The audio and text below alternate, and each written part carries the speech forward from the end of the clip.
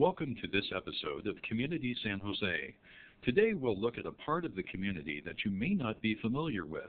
That is the Jain community. We'll examine Jain culture, some of the beliefs of Jainism, and meet some members of the Jain community right here in San Jose. Welcome, Namaste, and Jai Jinendra. It's my pleasure and distinct honor to introduce you to Jain society in the Bay Area. This is the Jain Center of Northern California. It is a Jain temple as well as a community center. Jain community is a small community in the world between 8 and 10 million people. From North America is a host to roughly about 150,000 Jains, with Bay Area having 5 to 7,000 Jains. Jainism is a way of life that promotes a path towards spiritual enlightenment by living in harmony with all beings through nonviolence, peace, compassion, and humility. The term Jain means followers of the genus, or spiritual victors. Jain culture believes that there have been 24 jinas who through their own efforts have reached enlightenment or nirvana. The last of these jinas was Mahavir, whose teachings are still followed today. You don't have a God. So what you are praying to, once again, is just more of like a moral guideline. These 24 spiritual victors, or Tirthankars, serve as a model of how anyone can reach salvation through thought, speech, and action. We follow those who have already achieved salvation, and we try to look at their lifestyle, how they have done that, and we try to follow us. Like, for example, somebody wants to become a basketball player, right?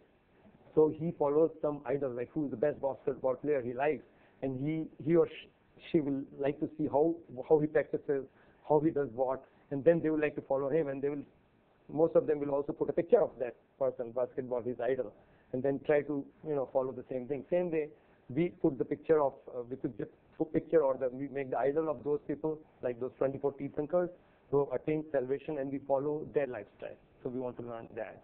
At the core of the Jain belief system are the three interdependent concepts of nonviolence, non-absolutism, and non-possessiveness.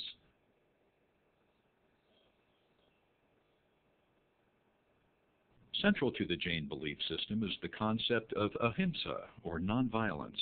To have love for all, no matter if it's a small living being or big living being, but we should have love for all kinds of living beings. That belief really, if you go deeper, makes us very environmentally friendly people, of course dietary, being vegetarian, and the whole idea of nonviolence also leads in the way how we interact with others. And nonviolence is basic fundamental thing which I use every day in my life, in my thoughts, in my dealing with people, dealing with the people who work for me, dealing with the customers, dealing with everybody.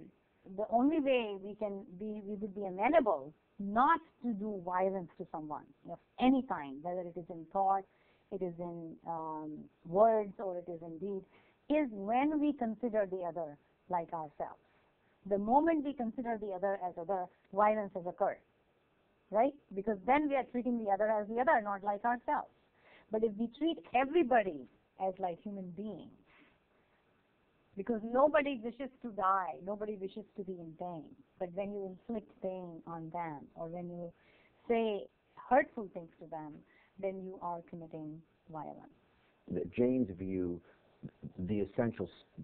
one's essential spirit as nonviolent, but yet one lives in a world where even if one endeavors to be a completely peaceful person, doesn't engage in any sort of violence, doesn't consume any animal products, never loses his or her temper, is always calm and lives with equanimity, one is still engaged in violence of various sorts, direct and indirect. Ahimsa actually is that is to say, nonviolence is universal to all religions at a fundamental level.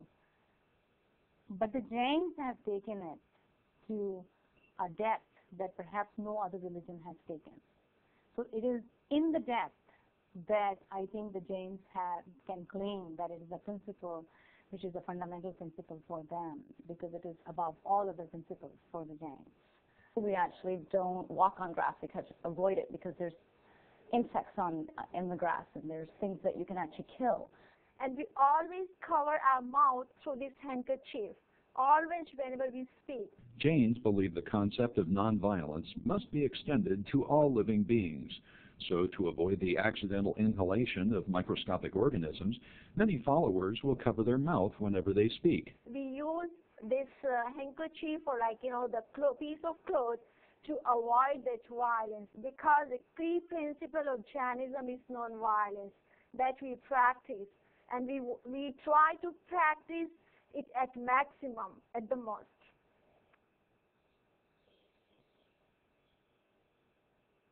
Nonviolence also extends to not trampling on the viewpoints or ideas of others. A big thing among Jainism is multiplicity of views. Okay, we very strongly respect that. What that means is basically you look everything from many different angles, and which really helps me in my business all the time. I mean, it's really amazing. I use that, like if I am responsible for a program, I say, why don't I detach myself and then think about what's going wrong with that program? Because when I attach myself, I'm a very biased person. See, when somebody says something, he's saying it from his or her point of view. So we have to, what the person says, we have to see from that person's point of view. So what I'm saying, like for example, there is a glass of water is half full. So from your point of view, say, oh, the glass is half full. And somebody will say, no, it is half empty. So they are saying the same thing, but they are saying it in a different way, because that's what they think from their point of view, they are saying it. So that's one philosophy about Jainism, that you have to respect everybody's point of view. Jainism allows for a deep respect for other religions and belief systems. I don't force my viewpoint towards others, which is, once again, another major philosophy I got from Jainism, because it respects all other forms of cultures, and once again, it's whatever moral code that another person wants to live by. And it's not, who am I to antagonize that? Who am I to break that down? Because we don't believe in conversion of religion. We believe in conversion of nature, conversion of heart. If there is negativity in the heart, the evil is in the heart. And we believe in conversion of the attitude. We believe in the conversion of thinking. We don't believe in the conversion of religion. Even if one converts the religion, there is no guarantee that he will be a very good man. So we don't want a Jain, we want a good man. A good Jain is very similar to a good Christian, a good Jew, a good Hindu, a good Muslim.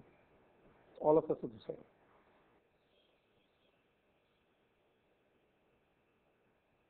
Jainism actually talks about having less, and having less is better, and being happy with what you have. And it's really hard in the world of consumerism and being in America, because you're surrounded by it, and it's hard to have that balance. I think you can preserve a lot of natural resources by following very simple principles of Jainism, which is called aparigrah, or non-possessiveness. Means you have to consume what is minimum you need to have.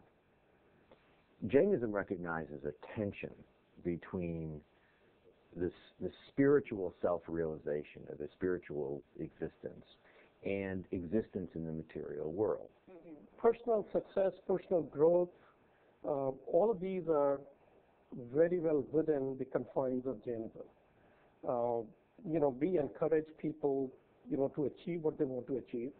But the key aspect that in our religion, or I should say in our culture, that we tell ourselves and we tell our children is that as you're going on this growth path, check your ego, check your,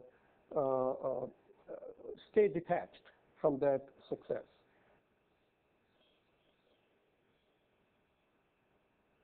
Every culture has different customs. Here are some of the things you should be aware of when you meet a member of our community who is also a Jain. In terms of diet, there's a significant differentiation, and Jains particularly mostly are vegetarians, and also they're non-alcoholic. Most of the Jains do not drink. Jains normally dress like most of the non-Jains in the U.S. would dress. The monks and the people we revere do wear this piece of cloth to cover their mouth when they speak. That's out of respect to not kill any microorganisms when you're speaking. And as much as they can, they always try to keep their mouth covered. You'll find that Jain spiritual gurus wear a variety of outfits. In terms of traditional garb that they wear, it's pretty pure white, and it's just like a cloth material that's draped, and it's worn typically like a sari for the women. Which is cloth wrapped around the bottom here, as well as it drapes on the top. And sometimes they drape it over their head as well, not done as frequently now as it was done in the past. So that's how normally the dress is. Most teenagers dress extremely similar to a lot of their non-Jain friends. Typically speaking, you would find that Jains are, they live in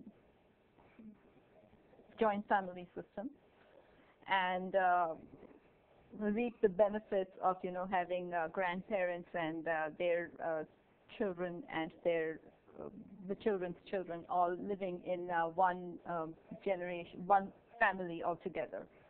Many times among Jain families, you'll see my parents or my wife's parents are living there. The thing to note there is many times they don't speak English. And even if they speak English, they may or may not follow the accent. Be very careful to get verbal confirmation that they've really understood what the police officer is saying. If aggression is being towards them, instead of, giving the same aggression back, a lot of times they might become quiet. A lot of times they will just stop and usually probably just listen, and a lot of times maybe go silent and not respond as much as they should. So one of the very common Jain symbols that you'll find in India is the swastika. Actually, it is believed that Hitler borrowed that or stole that symbol from the Jains.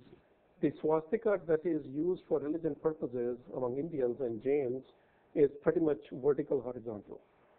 Okay, whereas that swastika is tilted about 45 degrees. This particular symbol really represents the universe. If you come to the temple and you go upstairs and people draw with the rice, and you will see it on a bench, the symbol is being drawn. It's basically praying that the whole world lives in peace. That's all it means. So what you will find somewhat differently in a Jain household would be a small temple area. And this temple area, you may actually even see a sign of swastika. It may look like there will be little idols there or multiple idols and maybe photos. In fact, you may even find photo of a naked monk. We have monks which don't wear any clothes, and they walk in the street and stuff like that, and people touch their feet and worship them. We're not praying to any nudity or any cult or anything like that. This is the way they think about giving up everything. You gave up everything, even the last clothes on your body. They own nothing, okay? And the way we think about it, that's the way we came into this world, and that's the way they are living in this world, and that's the way they're going to go out of the world.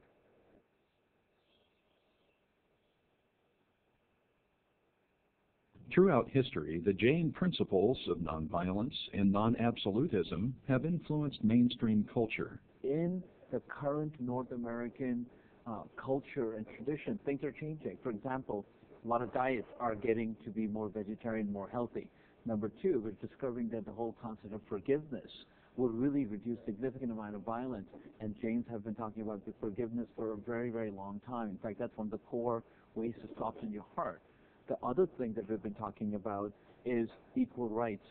So Jains were the first ones to talk about women having equal rights. And as we know, today we strive to have equal rights and balance in the way we look at various cultures and traditions. So, in fact, what is happening today in the American culture and tradition has been part of Jainism for the last 5,000 years. We were actually one of the first ones to say that women are equal to men. And as you can see, that happens. We also said that you have to have a win-win situation in order for really everybody to be happy. And we cannot trample on our environment.